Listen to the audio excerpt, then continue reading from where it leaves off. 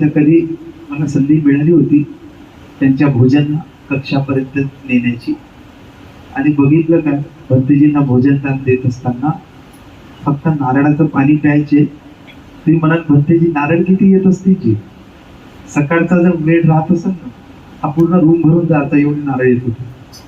आणि भंतेजी एक नारळाचा घोट घेतला का गुळला केला आणि टाकून दिला. तब्बल 11 वर्षापासून त्यांनी काही खात नव्हते, फक्त नारळाचं पाणी एक घोट घेत होते. कधी कधी जाणीवपूर्वक, आता आपल्याला त्यांच्या वस्तू तर पाहिजे, कारण अरताच्या वस्तू घेणं म्हणजे तेही धातू घेतल्यासारखं होते. मी जाणून काय करायचो, त्याच्या अंगाला हात लावून नाही करत, नॅपकिन घ्यायचं, त्याने अंगाला पुसत बसत, ते नॅपकिन घेऊन टाकली खिशात. हो, एवढा हुशार होतो.